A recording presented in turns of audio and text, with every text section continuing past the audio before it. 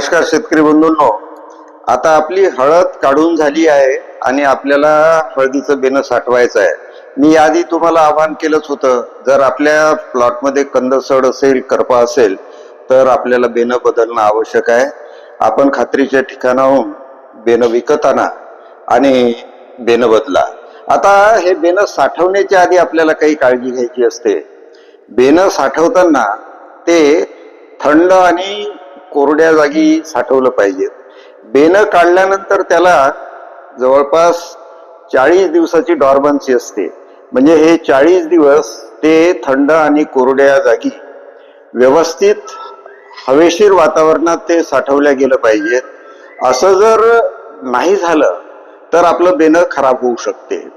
आणि मी आपल्याला आवाहन करतो की ज्यावेळी आपण बेणं साठवता दुसऱ्याकडून आणून, तर आपल्याला माहित नाही त्याच्यावर कुठला फंगस होता, कंदसड किती होती, तर त्यासाठी जर आपण त्याला ट्रीटमेंट दिली, म्हणजे एक चांगलं इन्सेक्टिसाइड आम्ही टार्गेट वापरतो पंपाला 20 मिली या प्रमाणे, आणि एक चांगलं फंगीसाइड मेटॅलॅक्झिल मँगोजेबचं कॉम्बिनेशन किंवा कुठलीही 2 मॉलिक्यूल असलेलं कॉम्बिनेशन घ्या. ते त्या योग्य प्रमाणात तुम्ही पाण्यात मिसळा आणि पातळ बेणं आथरून त्यावर फंगीसाइड आणि इन्सेक्टिसाइडची फवारणी करा. आणि नंतर हे सुकल्यानंतर हे बेणं गोळा करा. दाट झाडाच्या सावलीत तुम्हाला बेणं साठवता येते किंवा शेडमध्ये साठवता येते.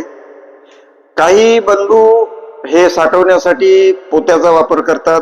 तर गोनपाटाच्या ज्या थैल्या आहेत, म्हणजे प्लॅस्टिकचा बारदाना बेणं साठवण्यासाठी वापरू नका, कारण प्लॅस्टिकचा बारदाना जो आहे तो त्यातून हवा पास होत नाही.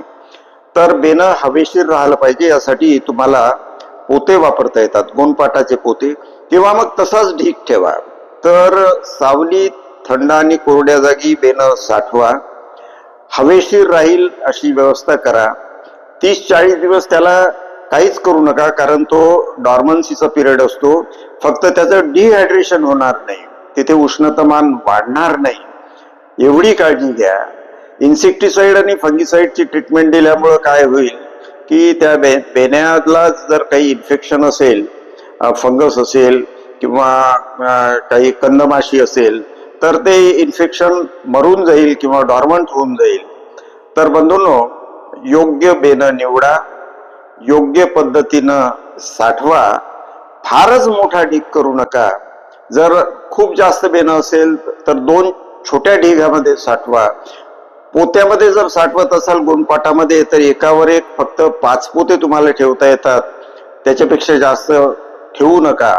तर अशा पद्धतीनं योग्य ठिकाणी योग्य पद्धतीनं बेणं साठवा आणि आपल्या पुढच्या हंगामात हळदीच्या उत्पन्नासाठी निश्चिंत व्हा. धन्यवाद.